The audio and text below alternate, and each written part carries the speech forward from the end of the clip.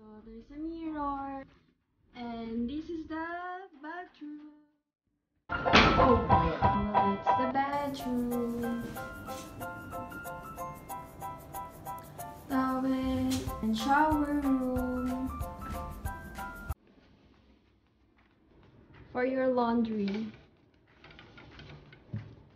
And yung gamit namin.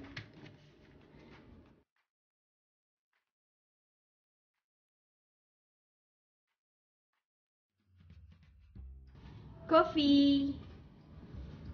Coffee.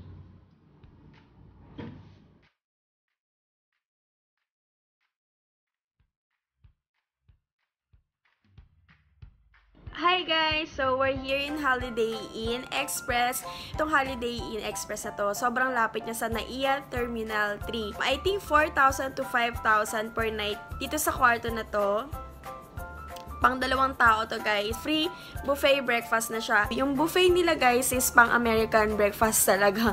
Bukas makikita natin, i-vlog natin yan bukas. So, yun. Also, inform ko kayo, kanina kasi, hindi ako nabigyan ng tita ko ng authorization letter niya. Sila kasi yung nag-book nito. So, no signal. So, ginawa na lang nila, nag-ask na lang sila sa akin kung pwedeng mag-deposit ako ng worth 5,000 pesos para sa 2 room na. And then, tomorrow, pag mag-check out na, since mako-confirm naman nila na bayad na nga tong room na to, pwede ko nang i-refund yung 5,000 na binigay ko.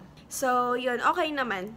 Highly recommend this hotel, especially kung papunta kayo ng NAIA Terminal 3. Sobrang lapit niya kasi talaga dito. So, see ya tomorrow! Magbo-breakfast buffet pa tayo. Bye!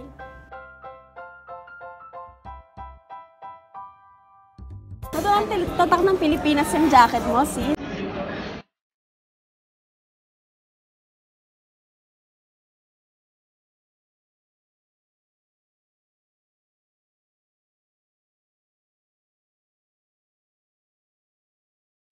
Ano pong nilalaro niyo, ma'am? Ano po? Ha? Taekwondo? Ano po? Everwing. Mukhang jiu-jitsu eh.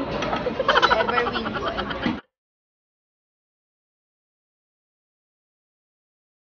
Fish